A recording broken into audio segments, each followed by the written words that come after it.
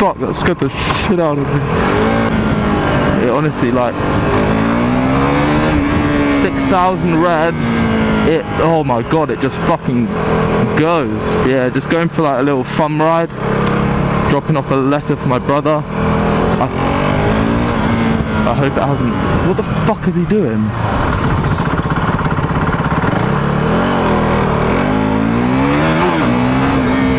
Post this letter, get that done, and then get back on the bike. As you can see, it's beautiful. It is an amazing bike, I tell ya. Yeah.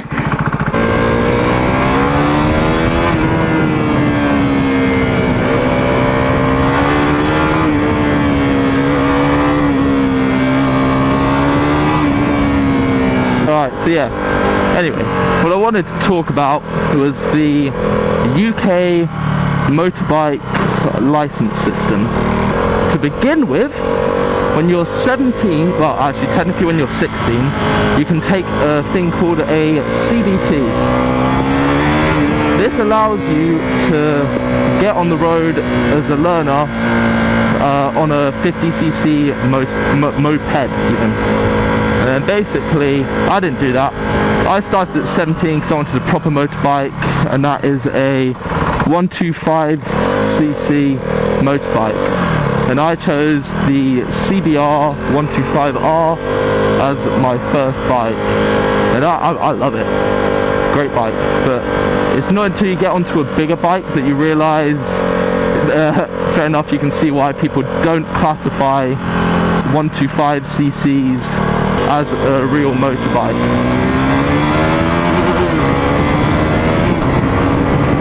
Because you get this fucking speed on that.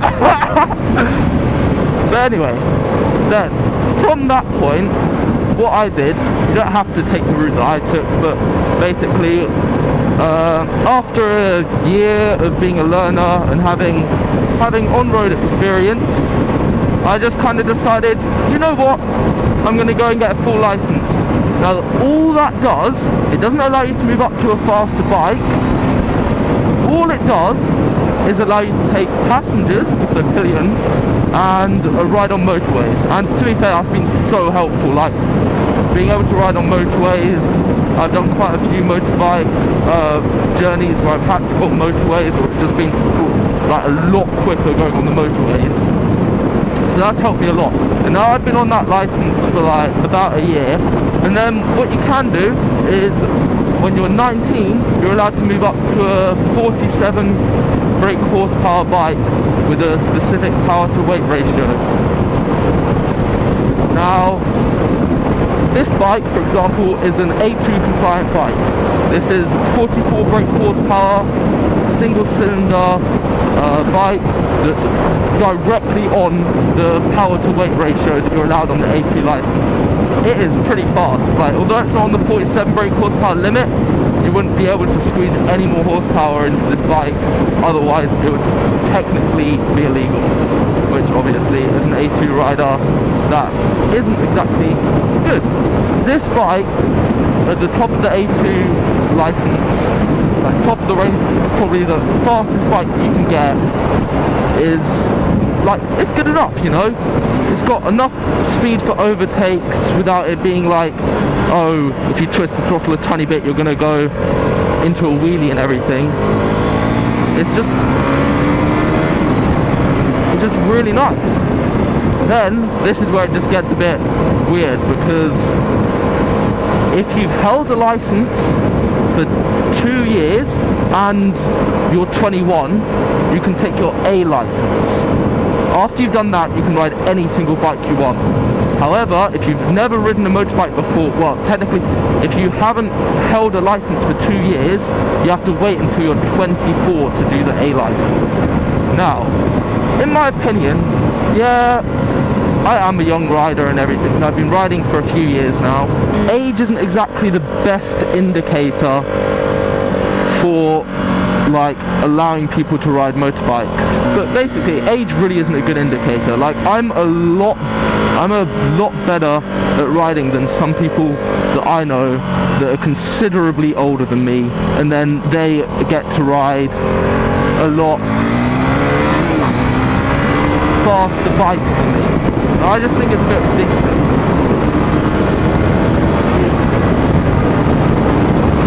Oh, this is crazy good.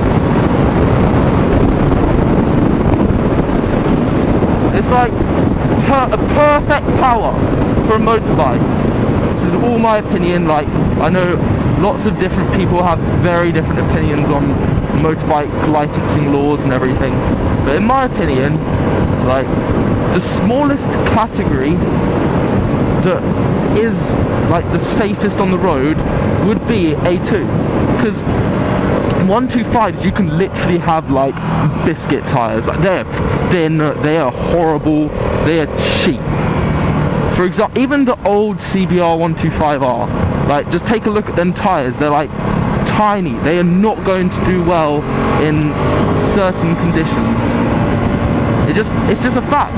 Like, smaller tires you have, the less grip you're going to have on the road. You just got less contact on the road, basically. Whereas this bike has got, I think it's a 150 back tire, and that is like perfect. It's not some big ass chunky tire. Like, these 150 tires, they're perfect. And also, to be fair, the wheels that come stock on the KTM RC, they're really good tires. They're awesome. You can tell that this bike was like designed for racing, just from like every single aspect of it. But in general, the bigger bike you have, the bigger tires you have, so it's safer in that respect. And the A2 47 brake horsepower is it's not that insane. Power is really good, but it's not like a Super Sports R6 or anything. It's just, as I said before, in my opinion, it's literally just absolutely perfect. Well, let's do a cheeky ride. A little bit baffled why you're capped till you're 19 to a 125, because you cannot power out of dangerous situations. You don't have the power to maneuver out of them, and in my opinion, that's quite dangerous, especially when you're like a beginner rider. Whereas even like a 250, it just makes more sense than a 125 do. I can't really see if I can go past here, but yeah.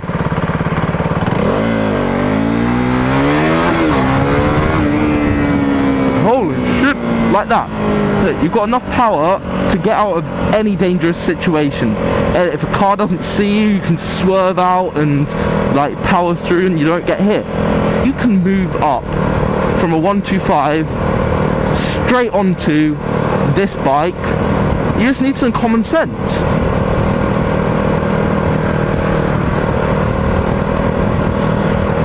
It's not like, okay, fair enough, you're on a bike that's like, what, 3 times the power of what your bike currently is with the same weight. Okay, that's obviously going to be a lot faster, isn't it? So what do? Oh, you know, you test out to see what the power is, you see what the brakes like, because they're obviously going to have a bit more bite to them, you know, and you're just going to use your clutch a lot more, and make sure that you can like actually control your bike, and then you learn. You don't just randomly go straight on it and be like, oh yeah, it's exactly the same as my 125, because it's not.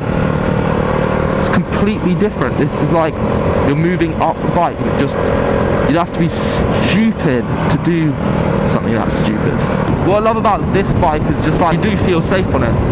Which, to be fair, when I first looked at it, I was like, you know, a lot more sporty riding position than my CBR 125R. And I was a bit threatened by it almost, but then you go on it, just use your common sense, you know, use your road knowledge, and everything's fine. And because another thing that is true about like UK motor vehicle licensing is with cars, as soon as you're 17 you pass one single test, you're allowed any car on the road, and the only thing you're limited by is your money. You can go straight from a learner driver just past your test, get lucky on the day of the test, but actually have like no road sense at all, and then you're allowed on the road on whatever car you want. You can get a fucking super sports car, and then you don't even know how to like reverse park, whereas on a motorbike it's a lot more heavily regulated.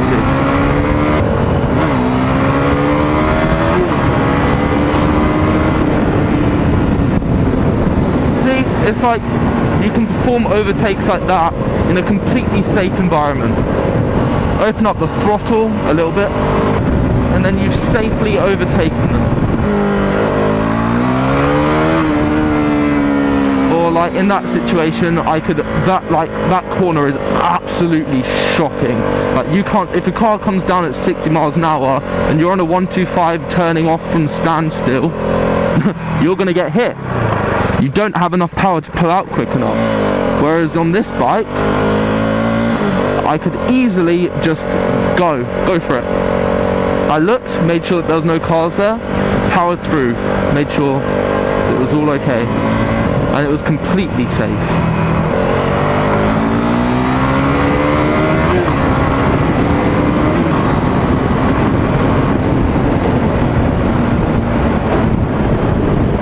I remember this corner being so bloody sharp, like, look at that.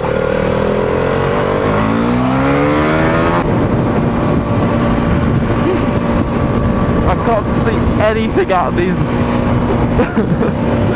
I literally can't see anything out of these mirrors. It's absolutely hilarious. I can see my glove out of my left mirror. All I can see is my left glove, my nice knuckle protectors. I hate, this corner would be so sick if it just didn't have that stupid manhole covering. Like, this village is the worst village for manhole covers. Just every single corner. Oh, look, there's 1, 2, 3, 4, 5, 6. Oh, there's another 3. Oh, there's another 2. Like, everywhere you go, there's just gonna be manhole covers, and you just gotta constantly look out. It's ridiculous.